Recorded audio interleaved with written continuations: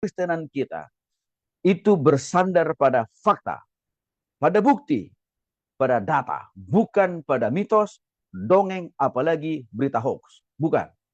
Alkitab kita, firman kita itu dapat dibuktikan secara valid melalui data, fakta, dan bahkan juga kesaksian-kesaksian manusia dan bahkan juga melalui fakta-fakta sejarah yang lain.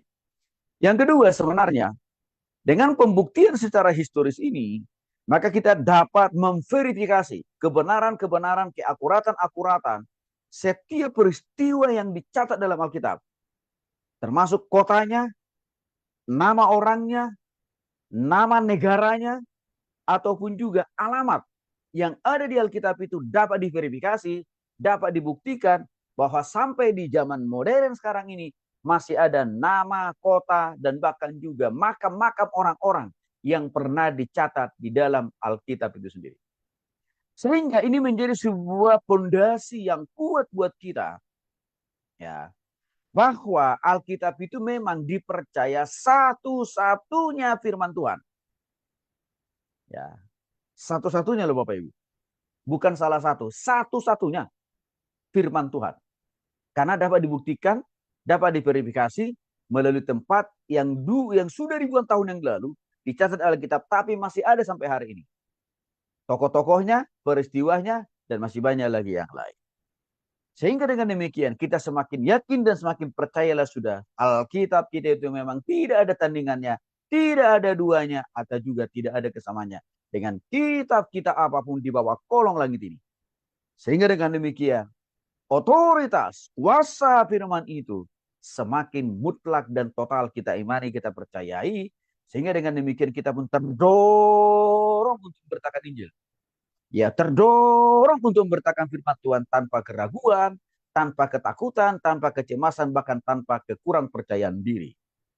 Yang ketiga sebenarnya perlunya pembuktian secara historis. Alkitab kita itu adalah sungguh-sungguh satu-satunya firman Tuhan.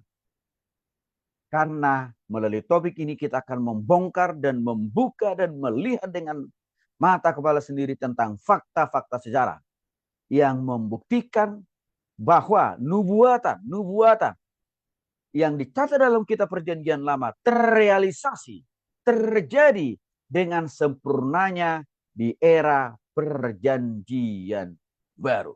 Sehingga dengan demikian saudara dikasih oleh Tuhan Kristus, lagi-lagi itu akan memperkuat iman percaya kita, memperkuat rasa percaya diri kita, mempertebal pengharapan kita kepada Kristus. Sehingga tidak ada ruang lagi untuk kita khawatir, cemas, atau juga murtad meninggalkan Alkitab atau Tuhan kita, Yesus Kristus.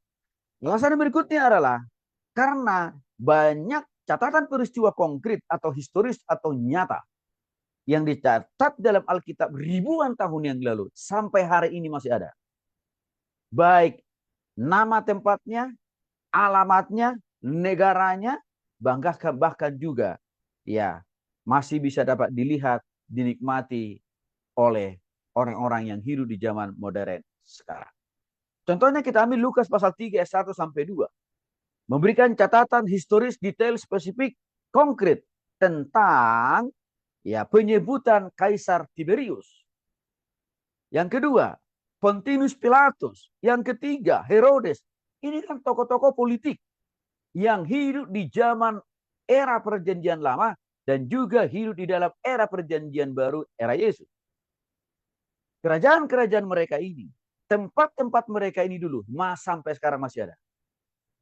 Sehingga ini menjadi bukti konkret bahwa Alkitab kita itu sekali lagi bukan omong kosong, bukan berita hoax, bukan cerita fiktif seperti ya kitab-kitab orang lain, bukan Bapak.